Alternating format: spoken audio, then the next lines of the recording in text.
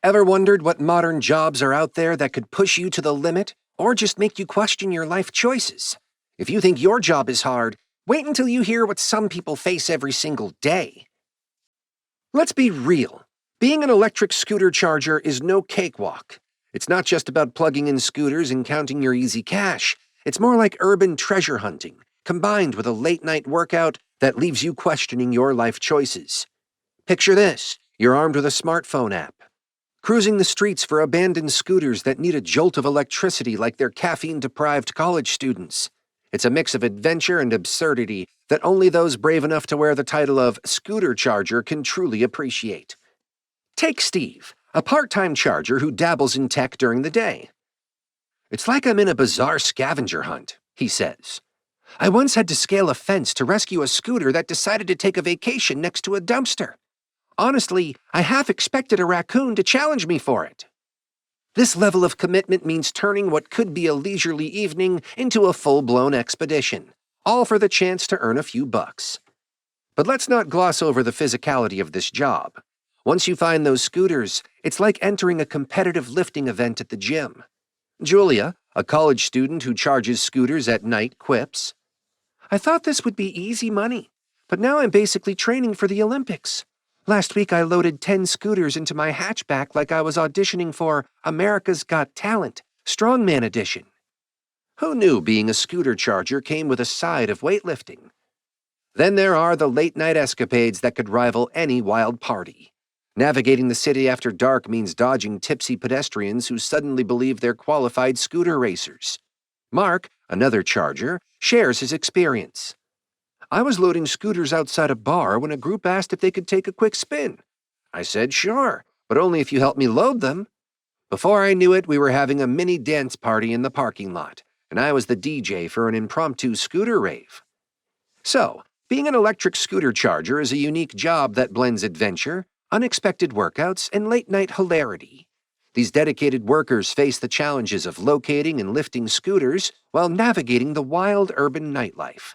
So, the next time you hop on a fully charged scooter, remember the unsung heroes behind the scenes, those brave enough to turn their nights into chaotic quests for scooters, all while dodging raccoons, partygoers, and the occasional dumpster dive. Now let's go a bit higher. Being an airline pilot is often glamorized as the ultimate dream job, gliding through the skies, collecting frequent flyer miles, and enjoying free snacks while pretending to look super cool in your aviators. But let's be real. The life of a pilot is more like an extreme sport, combined with a game of whack-a-mole, where the prize is chronic sleep deprivation and airport food that's better suited for a survival reality show. First, let's chat about those irregular hours. Pilots have schedules that would make a caffeine-addicted squirrel dizzy. One minute you're soaking up sun in Miami, and the next you're zipping off to an ice storm in Minneapolis. A pilot I know recently flew from Seattle to Tokyo, then Miami, and finally back to Los Angeles, basically the world's most exhausting game of international hopscotch. By the end of that week, he felt like a human pinball, bouncing around with enough frequent flyer miles to buy a small island, but no time to actually visit it. Now on to the physical toll. Picture sitting in a cockpit for hours, surrounded by more buttons than a teenager's gaming console. One pilot ordered a salad at the airport, expecting a fresh and healthy option, only to be served a bowl of sad, wilted greens that looked like it had been through a rough breakup. He called it a disappointment salad, served with a side of despair and just a hint of, "Why am I even trying?" Then there's the mental pressure. Pilots are responsible for hundreds of lives, so any turbulence can send their hearts racing faster than a cat chasing a laser pointer. One pilot joked that during particularly bumpy flights, he practiced deep breathing exercises in his head, thinking, "At least the passengers are too busy clutching their armrests to notice." And let's not forget the loneliness. Pilots rack up sky miles but often miss important family events. One pilot celebrated his daughter's birthday over video call while munching on airport sushi that looked suspiciously like it had survived a tsunami. "Happy birthday, sweetheart. Daddy's eating something that definitely shouldn't have a shelf life longer than my last breakup." In the end, being an airline pilot is a wild mix of excitement, exhaustion, and endless caffeine. They navigate the skies with a combination of skill and caffeine-fueled determination, juggling irregular hours, questionable food choices, and the occasional existential crisis about whether they should have taken up cat wrangling instead. So, next time you board a flight, give a nod to those brave souls in the cockpit. They're the ones ensuring your vacation doesn't turn into an episode of Survivor, Terminal Edition. A bit lower in the air, we find a construction site drone operator. This isn't just about cruising through the skies and snagging spectacular aerial shots. It's basically a masterclass in high-tech chaos, mixed with a sprinkle of adrenaline. Think of it as juggling chainsaws while blindfolded, only with more regulations and fewer applause breaks. First up, let's talk about the training. Sure, it sounds glamorous, but flying a drone isn't just child's play.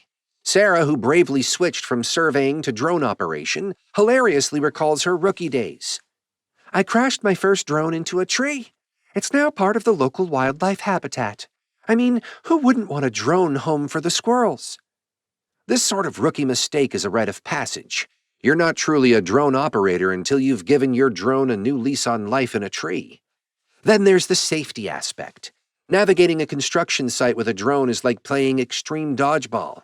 Kevin had a close call that could make any action movie look tame. I almost turned my drone into a piñata for a crane. I mean, who doesn't want to dodge flying metal while capturing footage? Forget focus, it's all about survival. Data management? Oh, that's a whole different circus. Emma, the digital wizard, jokes about transforming chaos into 3D models. It's like making a Lego masterpiece, but half the time, it looks more like a pancake than a skyscraper. My inner artist is in therapy. And let's not skip the regulatory jungle. Jake quips, if I had $1 for every form I filled out, I could retire on a tropical island. If only paperwork came with a drink with an umbrella. Anyway, being a construction site drone operator is a wild mix of tech, tension, and the thrill of dodging disaster.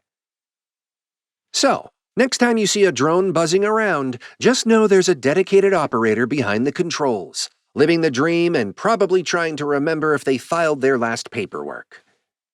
Being a food delivery driver is like starring in your own reality show, where every episode features a new culinary adventure packed with unexpected twists and a side of adrenaline.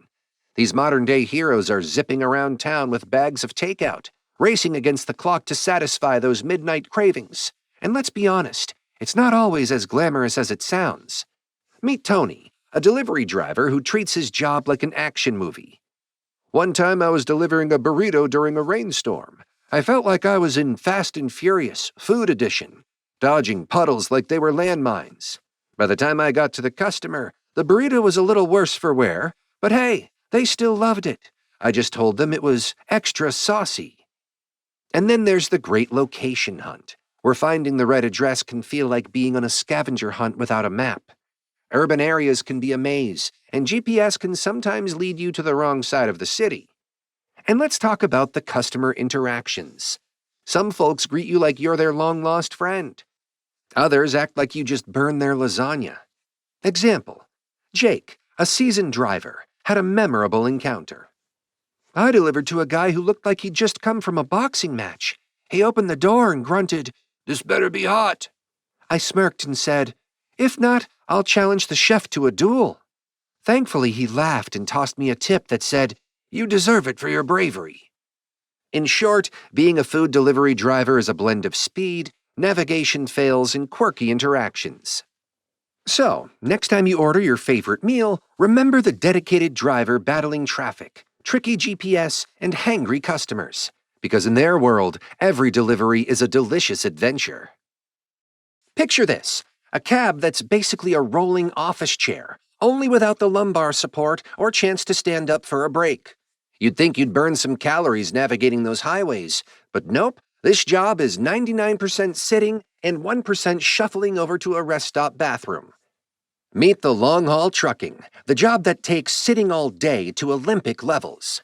Most drivers start with decent posture and good intentions, but give it a few thousand miles, and that seat has molded their spine into something resembling a question mark. One driver joked that his back pain was so intense, he felt like he had a rusty hinge for a spine.